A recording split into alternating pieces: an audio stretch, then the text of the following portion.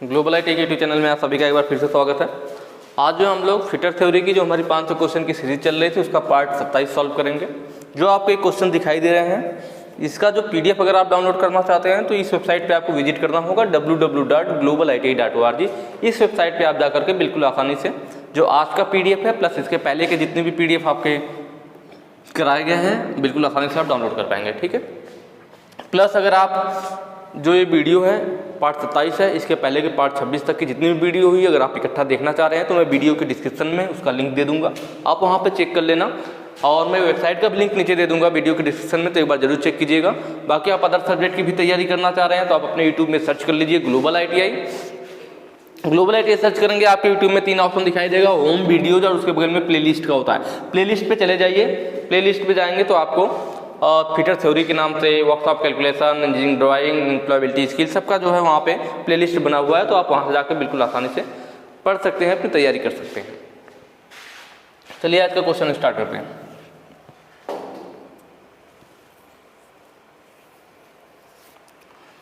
ठीक है, कह रहा है रीमर में एक्स के रूप में चिन्हित कोण का नाम क्या है। ये रीमर देखिए एक दिखाया गया है और यह जो यहाँ पे एक्सिस खींचा गया है, रीमर का क्या है, यह एक्सिस है, रीमर का एक्सिस है। ठीक है, और यह क्या है, यहाँ पे दांते बने हुए, मतलब यह कटिंग एज है। यह रीमर का क्या है, कटिंग एज है। वैसे तिरछे बने होते हैं ऐसे ना, रीमर के दांते ऐसे थोड़ा थोड़ा तिरछे रहते हैं। बॉडी पे इसके टीथ बने होते हैं जो कि क्या करते हैं, कटाई का काम करते हैं। तो ये हमारा क्या हो गया, ये रीमर के टीथ हो गए जो कि टेपर में बने हुए हैं, और ये रीमर का एक्सिस था। तो यहाँ पे जो हम एंगल देख रहे हैं कहाँ पे बन रहा है, तो जो रीमर का एक्सिस है और जो रीमर का टीथ है, यही एंगल पूछ रहा है। रीमर के एक्सिस और रीमर के टीथ के बीच में जो एंगल बन रहा है उसी को पूछ रहा है कि यह कौन सा एंगल। तो रीमर के एक्सिस और टीथ के बीच, कहने का मतलब रीमर के एक्सिस और कटिंग एज के बीच, भाई ये काटने वाली एज है, तो रीमर के एक्सिस और कटिंग एज के बीच जो एंगल बनता है उसको बोलते हैं हेलिक्स एंगल। क्या बोलते हैं, हेलिक्स एंगल बोलते हैं। तो ऑप्शन नंबर सी हमारा सही हो जाएगा। रीमर के एक्सिस और कटिंग एज के बीच का जो एंगल होता है वह होता है हेलिक्स एंगल।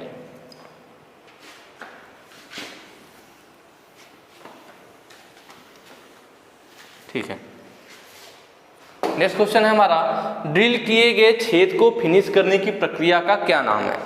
कि कोई ड्रिल किया हुआ छेद है, मतलब किसी भी पार्ट में, जैसे यह पार्ट है, इसमें हमने ड्रिल द्वारा एक होल बना दिया। इस पार्ट में हमने क्या किया, ड्रिल मशीन के द्वारा इसमें होल कर दिया। अब उस होल को हमें क्या करना है, फिनिश करना है। उस होल को फिनिश करना है, स्मूथ बनाना है, तो उसके लिए कौन सा प्रोसेस यूज करते हैं ये पूछ रहा है। तो किसी भी ड्रिल किए गए होल को एक्यूरेट साइज के बनाने और फिनिश करने के लिए रीमिंग प्रोसेस यूज किया जाता है, और उसमें जो टूल यूज किया जाता है उसको रीमर कहते हैं। क्या बोलते हैं, रीमर। अभी जो आपने पीछे वाला फिगर देखा था, तो इसका मतलब यहाँ पे ऑप्शन ए सही हो जाएगा कि ड्रिल किए गए होल को फिनिश करने के लिए रीमिंग प्रोसेस किया जाता है। स्पॉट फेसिंग होगा यहाँ पे, स्पॉट फेसिंग क्या होता है, तो अगर हमारे पास कोई ढलाई किया गया पार्ट हो, ढलाई किया गया मतलब उसकी जो सरफेस होगी, ढलाई किया गया पार्ट होगा अगर हमारे पास कोई, तो उसकी जो सरफेस होगी वो क्या होगी, खुरदुरी होगी। अगर हमारे पास कोई ढलाई किया गया पार्ट है और उसकी सरफेस कैसी है, सरफेस कैसी होगी, खुरदुरी सरफेस होगी, और इसमें होल बना रखा है, हमने ड्रिल किया हुआ है। ठीक है, और इस पर हमें क्या लगाना है, इसमें हमें नट बोल्ट वगैरह जिसको भी लगाने की जरूरत है लगाएंगे। तो जो इसकी सरफेस है, ढलाई किया हुआ पार्ट सरफेस क्या है, खुरदुरी है। अगर हम इसमें बोल्ट वगैरह लगाएंगे, वाशर लगाएंगे, तो वाशर साइड से बैठेगा, नहीं बैठेगा, क्योंकि जो सरफेस है वो ऊपर नीचे है, बराबर नहीं है। अगर सरफेस प्लेन होती तो उस पर जो हमारा नट होता वह बिल्कुल सही से बैठ जाता, या जो वाशर होता उसको बैठने के लिए सही जगह मिलता, लेकिन सरफेस खुरदुरी की वजह से सही जगह नहीं मिल रहा है। तो इसीलिए जो ढलाई किए गए पार्ट या सरफेस जिनके खुरदुरे होते हैं, उनका जहां पे होल किया गया होता है उसके चारों तरफ के कुछ एरिया को फिनिश कर दिया जाता है। होल के चारों तरफ के गोलाई में कुछ एरिया को क्या किया जाता है, फिनिश कर दिया जाता है, जिससे कि वाशर या नट को बैठने के लिए सही जगह मिल सके। उसी प्रक्रिया को स्पॉट फेसिंग बोलते हैं।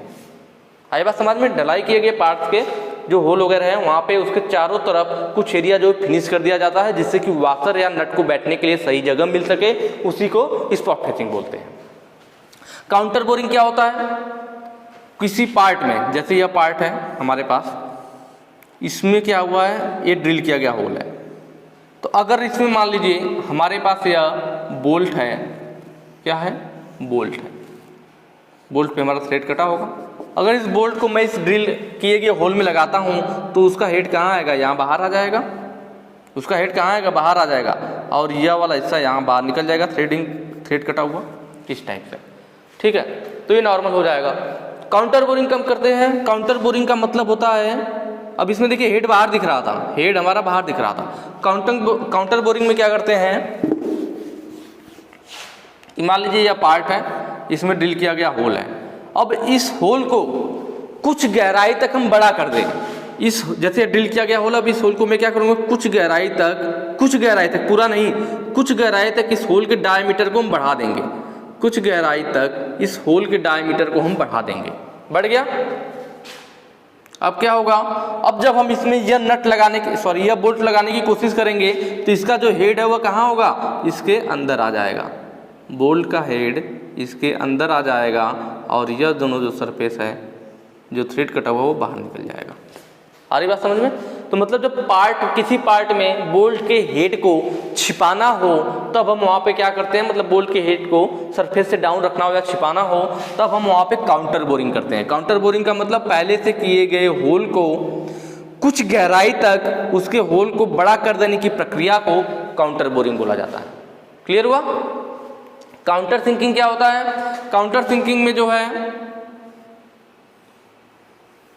ये मान लीजिए ड्रिल किया गया होल है, ड्रिल किए गए होल को वी आकृति में कुछ गहराई तक बड़ा कर देने को काउंटर सिंकिंग कहते हैं। मतलब इसमें भी डायमीटर को बढ़ाएंगे, लेकिन कैसे, वी आकृति में ऐसे बढ़ जाएगा। तो यह जो एरिया बढ़ गया होल को हमने वी आकृति में बढ़ा दिया, इसको काउंटर सिंकिंग बोला जाता है। और ऐसा कहाँ करते हैं, जहाँ स्क्रू के हेड को छिपाना हो। आपने स्क्रू देखा होगा, स्क्रू का हेड ऐसे ही होता है ना, ऐसा होता है, और इस पर क्या कटा होता है, हमारा थ्रेड कटा होता है, और यह स्क्रू होता है, और यहाँ पे इस पर स्लॉट कटा होता है जिससे कि इसको स्क्रू ड्राइवर से घुमाया जा सके। ठीक है, तो अब स्क्रू के हेड को छिपाना, तो यह स्क्रू का हेड कैसा, वी टाइप का है, तो इसीलिए यहाँ पे वी टाइप का हम होल को बढ़ाते हैं। तो इसी को क्या बोला जाता है, काउंटर सिंकिंग बोला जाता है। नेक्स्ट क्वेश्चन पे चलते हैं। सारे टॉपिक क्लियर हुए ना? Reaming, counterboring, spot facing, countersinking, ठीक है, इनसे क्वेश्चन आते हैं, ध्यान रखना। क्यों हैंड रिमर के दांतों में असमान अंतराल होता है? जो हमारा हैंड रिमर होता है, रिमर हमारा मशीन रिमर भी होता है, हैंड रिमर भी होता है। जो मशीन के द्वारा घुमाए जाते हैं मशीन रिमर होते हैं, और जो हाथ के द्वारा घुमाए जाते हैं वह हैंड रिमर होते हैं। तो ये पूछ रहा कि हैंड रिमर के दांतों में असमान अंतराल, उनके दांतों में ना जो अंतराल दिया जाता है, गैप दिया जाता है, वो असमान होता है, एक बराबर नहीं गैप देते हैं, असमान देते हैं। ऐसा क्यों करते हैं? चैटरिंग कम करें, अधिक धातु निकाले, दक्षता बढ़ाए, टूल का जीवन बढ़ाए। तो दरअसल हम असमान दांतें इसलिए बनाते हैं अपने हैंड रिमर में, जिससे कि चैटरिंग कम करे, आवाज़ कम करे। क्योंकि एक ही साथ ज़्यादा मटेरियल काटेगा तो आवाज़ ज़्यादा आएगा, इसलिए हम असमान दांतें बनाते हैं। उनके दांतों की जो अंतराल होता है वो समान नहीं रखते हैं, जिससे कि कम ज़्यादा उसमें मटेरियल काटेगा, थोड़ा थोड़ा बढ़ेगा डेप्थ, तो फिर चैटरिंग नहीं आएगी। चैटरिंग का मतलब आवाज़ से, ज़्यादा आवाज़ नहीं करेगा। ठीक है, नेक्स्ट है ट्विस्ट ड्रिल में क्लीयरेंस एंगल का उद्देश्य क्या है? जो हमारी ड्रिल बीट होती है उसमें क्लीयरेंस एंगल दिया जाता है, तो वही पूछ रहा है कि क्लीयरेंस एंगल का उद्देश्य क्या है। ठीक है, मैं आपको बताता हूँ। जो ये ट्विस्ट ड्रिल है हमारी, हालांकि फिगर मुझे उतना सही नहीं बनाने आ रहा है ड्रिल का, मैं नॉर्मल बना देता हूँ। ठीक है, मान लीजिए ये ड्रिल बीट होती है, इस पर हमारा क्या होता है, फ्लूट कटा होता है इस टाइप से, जिसमें से चिप्स हमारे बाहर निकलते हैं, और आगे जो होता है वह होती है कटिंग एज, इसको चीजल एज बोलते हैं आगे वाले से। और यह जो दोनों हिस्सा होता है ना, जो कटाई करता है, कटिंग एज है, इसी कटिंग एज को क्या बोलते हैं, लिप बोलते हैं। दोनों साइड, यह क्या हमारे लिप है या कटिंग एज, और लिप के बीच का जो एंगल होता है ना, इसी को बोलते हैं पॉइंट एंगल। क्या बोलते हैं, पॉइंट एंगल। ठीक है, और जब यह किसी जॉब में ड्रिल करेगा तो यह जॉब हो जाएगी नीचे, यह क्या हो गया हमारा, जॉब हो गया। तो जॉब और यह लीप जो हो गया इसका, या कटिंग एज कह लीजिए, कटिंग एज और जॉब के बीच में यह जो गैप रहता है, यह गैप इसलिए दिया जाता है जिससे कि ड्रिल बिट का कटिंग एज जो है ना यह कटाई करेगा, और यहीं पे चौड़ाई में होता है इसका इस तरह से। तो यह वाला हिस्सा जो है इसका साइड का, वह इससे जो मतलब हमारा जॉब है उससे फ्रिक्शन ना करे। अगर यहाँ पे यही क्लियरेंस एंगल होता, अगर ये क्लियरेंस एंगल नहीं दिया जाता तो जॉब जो हमारा ड्रिल बिट है इसका जो साइड वाला हिस्सा है क्या करता, जॉब से फ्रिक्शन करता, और फ्रिक्शन करता तो उसमें क्या होता, वह हीट होती, उसकी कटिंग एज खराब होती। तो वही चीज़ है। तो ट्विस्ट ड्रिल में क्लियरेंस एंगल का उद्देश्य क्या है, ड्रिल के किनारों के फ्रिक्शन को रोके, इसीलिए दिया जा रहा है यहाँ पे क्लियरेंस एंगल, जिससे कि ड्रिल के जो एज है किनारे हैं वो फ्रिक्शन को रोक सके, फ्रिक्शन ज़्यादा ना हो। तो ऑप्शन नंबर यहाँ पे डी सही हो जाएगा, ड्रिल के किनारों के फ्रिक्शन को रोके इसलिए क्लियरेंस एंगल दिया जाता है। नेक्स्ट क्वेश्चन पे चलते हैं।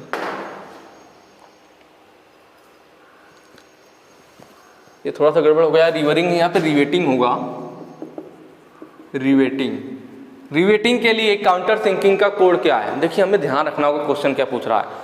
अगर काउंटर सिंकिंग हेड स्क्रू के लिए काउंटर सिंकिंग का कोड पूछे तो 90 डिग्री होता है। मैं यहाँ पे आपको सबका बता देता हूँ, आप नोट कर लेना एक जगह पे। रिवेटिंग की जब बात करें, रिवेटिंग के लिए काउंटर सिंकिंग का कोड, काउंटर सिंकिंग, ठीक है, कितना होता है एंगल, 75 डिग्री होता है, ठीक है। अगर सेल्फ थ्रेड बनाने वाले स्क्रू की बात करें, सेल्फ थ्रेड काटने वाले स्क्रू, सेल्फ थ्रेड काटने वाले स्क्रू की अगर बात करें तो 80 डिग्री होता है, ठीक। उसके बाद बात की जाए अगर काउंटर सिंकिंग हेड स्क्रू के लिए, काउंटर सिंक हेड स्क्रू, उसके लिए काउंटर सिंकिंग का कोड कितना होता है, 90 डिग्री होता है, ठीक है। और अगर वहीं पे पूछे होल की चैम्फरिंग के लिए, होल की चैम्फरिंग के लिए काउंटर सिंकिंग का कोड कितना होगा, तो 120 डिग्री होगा। ये चारों चीज़ें आपको ध्यान रखनी चाहिए। यहाँ क्वेश्चन में रिवेटिंग के लिए पूछ रखा था, तो रिवेटिंग के लिए 75 डिग्री सही हो जाएगा आपका, ऑप्शन ए आपका सही रहेगा।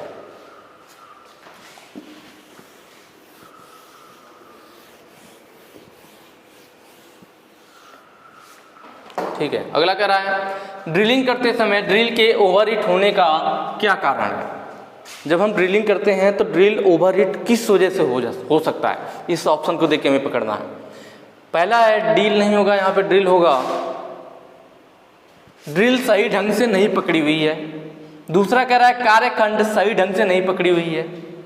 भाई अगर कार्यखंड सही ढंग से नहीं पकड़ेंगे तो ड्रिल बिट टूट जाएगा, गर्म होने की बात नहीं आएगी, ड्रिल बिट टूट जाएगा। क्लियरेंस एंगल सही नहीं है, चिप्स के कारण फ्रूट ब्लॉक हो गया।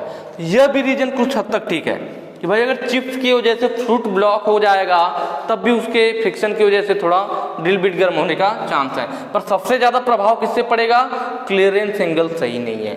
मैंने अभी आपको बताया था कि अगर ये जॉब है, यहाँ पे हमारी ड्रिल बिट है, तो ड्रिल बिट में क्या होता है हमारा, यह जो होता है यहाँ पे क्लियरेंस एंगल दिया जाता है। क्यों दिया जा रहा था क्लियरेंस एंगल, जिससे कि ड्रिल की एज जो है वो वर्कपीस से फ्रिक्शन ना करे।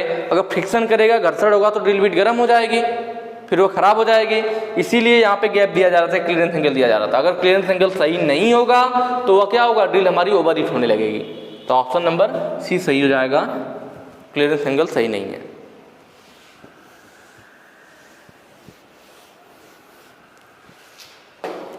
नेक्स्ट है दी गई गहराई के लिए छिद्र को बड़ा करने के लिए ऑपरेशन का नाम क्या है। देखिए इन चारों ऑपरेशन के बारे में मैंने पहले ही बता दिया था, इन तीनों के रिमिंग आप जानते ही हो, ठीक है। क्या कह रहा है, दी गई गहराई के लिए छिद्र को बड़ा करना। कहने का मतलब है अगर कोई हमारा जॉब है उसमें ड्रिल होल किया गया है, इसमें दी गई गहराई मतलब कुछ गहराई तक छिद्र को बड़ा कर दिया जाए, कुछ गहराई तक मतलब दी गई गहराई तक छिद्र को हम बड़ा कर देते हैं, तो यह क्या कहलाएगा, काउंटर बोरिंग। हमने पहले ही बताया था, ऑप्शन सी हमारा सही हो जाएगा। अगला है यदि ड्रिल का क्लियरेंस कोड अधिक है तो क्या होगा। ड्रिल का क्लियरेंस कोड क्या है, अधिक है। अभी हम बात कर रहे थे कि अगर ड्रिल का क्लियरेंस एंगल कम हो जाएगा तो जॉब के साथ फ्रिक्शन करेगा और हमारी ड्रिल बीट ओवरहीट हो सकती है। लेकिन अगर हम क्लियरेंस एंगल अधिक दे देते हैं तो क्या हो सकता है, क्या नुकसान होगा। कटिंग एज ब्लंट होगी, कटिंग एज तेज नहीं होगी, कटिंग एज कमजोर हो जाएगा, कटिंग एज मटेरियल को नहीं काटेगी। अभी हम देख लेते हैं, अभी बिल्कुल क्लियर हो जाएगा, रटने वाली कोई बात नहीं है। यह हमारा जॉब है, जॉब पे हमारा क्या होगा, ड्रिल बिट होगा, ड्रिल बिट, ठीक है, ड्रिल बिट की ये कटिंग एज होगी। अब हमारा क्या हो रहा था, यह था क्लियरेंस एंगल, इसके और इसके बीच में क्लियरेंस एंगल था, क्या था, क्लियरेंस एंगल, और इन दोनों के बीच में क्या था, पॉइंट एंगल। भाई एक क्लियरेंस एंगल इधर, दोनों साइड एक ही बात है, क्लियरेंस एंगल होगा। अब बात को समझिए, क्या कह रहा है, क्लियरेंस कोण अधिक है तो आप देखिए इससे फर्क क्या पड़ेगा। अगर क्लियरेंस एंगल को हम कम करते हैं, अगर क्लियरेंस एंगल को कम करते हैं तो क्या होगा, यह जॉब है, यह हमारा, अगर क्लियरेंस एंगल को कम करना होगा तो मतलब हमारी जो ड्रिल बीट है ऐसे हो जाएगी और ऐसे हो जाएगी, ऐसे ही होगी ना। क्लियरेंस एंगल का मान यहाँ पे कम हो गया, मतलब ड्रिल बीट हमारी क्या हो गई, साइज बढ़ गई। क्लियरेंस एंगल कब होगा, जब यह फैलेगा। अब यहाँ पे क्या होगा, मतलब मटेरियल ज़्यादा मोटा होगा, पॉइंट एंगल का मान बढ़ जाएगा। यहाँ पे क्या हुआ, क्लियरेंस एंगल का मान हमने कम कर दिया तो ड्रिल को ज़्यादा मोटा बन गया, मतलब ड्रिल हमारी क्या होगी, मजबूत होगी। लेकिन अगर मैं एक क्लियरेंस एंगल कम करूं, क्लियरेंस एंगल कम करने का मतलब क्या है, ऐसे देखिए, अब यहाँ क्या होगा, इसमें मटेरियल कम हो गया, पतला हो जाएगा ना, यह जॉब होगा हमारा। और क्लियरेंस एंगल कम करने का मतलब इस टाइप से हो जाएगा। अब क्लियरेंस एंगल यहाँ पे क्या हो गया, हमने बढ़ा दिया, क्लियरेंस एंगल कम किया तो ड्रिल बिट के साइज बढ़ा, जिससे ड्रिल बिट मजबूत हो जाएगी, हमारा ज़्यादा मटेरियल है। और जैसे ही आप क्लियरेंस एंगल कम करेंगे तो ड्रिल बिट की क्या होगी, मटेरियल कम पड़ेगा और ड्रिल बिट हमारी कमज़ोर हो जाएगी। तो ऑप्शन नंबर कटिंग एज जो है कमज़ोर हो जाएगा, तो ऑप्शन सी हमारा सही हो जाएगा कि अगर हम क्लियरेंस एंगल को बढ़ा देते हैं तो कटिंग एज कमज़ोर हो जाएगा, और क्लियरेंस एंगल को घटा देते हैं तब कटिंग एज मजबूत हो जाएगा। आपको दिख रहा, रटने वाली चीज़ नहीं है, ठीक है।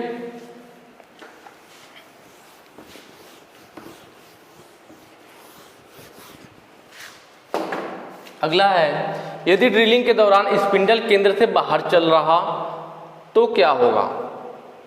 अगर ड्रिल हो रहा है हमारा, उस दौरान जो स्पिंडल केंद्र से बाहर चल रहा, सेंटर में नहीं चल रहा है।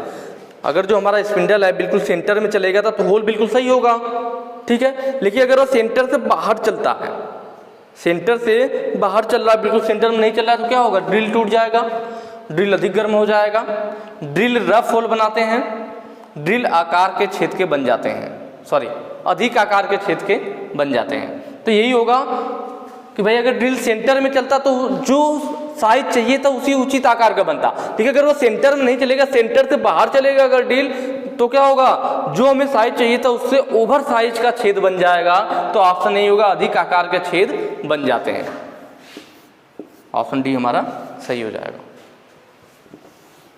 नेक्स्ट कह रहा है, थ्रेड के एक्स के रूप में चिन्हित तत्व का नाम क्या है। यहाँ पे दिखा रखा है एक थ्रेड का फिगर, और एक्स के रूप में चिन्हित मतलब ये पूछ रहा है, मतलब एक थ्रेड से दूसरे थ्रेड के बीच की दूरी दे रखी है, उसी को पूछ रहा है क्या कहते हैं। हम सारे पार्ट के नाम देखेंगे।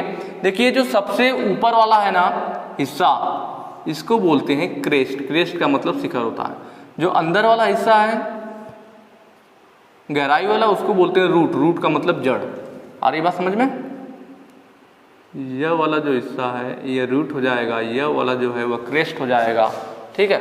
उसके बाद बात करें तो यह वाला जो हिस्सा होता है ना, जो क्रेस्ट, ये रूट हो गया और यहाँ क्रेस्ट हो गया। क्रेस्ट और रूट को जो मिलाने वाली लाइन होती है दोनों साइड, इन लाइनों को बोलते हैं क्या, फ्लैंक, इन्हें बोला जाता है फ्लैंक, ठीक है। जो हमारा क्रेस्ट है, क्रेस्ट से क्रेस्ट तक की जो दूरी होती है, मतलब एक क्रेस्ट से दूसरे क्रेस्ट के बीच की जो दूरी होती है, जो डायामीटर होता है, उसको क्या बोलते हैं, उसको बोलते हैं मेजर डायामीटर, मतलब बड़ा वाला व्यास। भाई यही सबसे बड़ा व्यास मिलेगा तो मेजर डायामीटर। अब उसका रूट था, तो रूट से लेकर के रूट के बीच की दूरी, यहाँ पे रूट है और यहाँ पे रूट नीचे वाला, तो रूट से लेके रूट के बीच की दूरी जो होगा मिनिमम डायामीटर होगा, तो इसीलिए इसको माइनर व्यास बोलते हैं, माइनर डायामीटर। क्या बोलते हैं, माइनर डाया, मतलब छोटा वाला व्यास।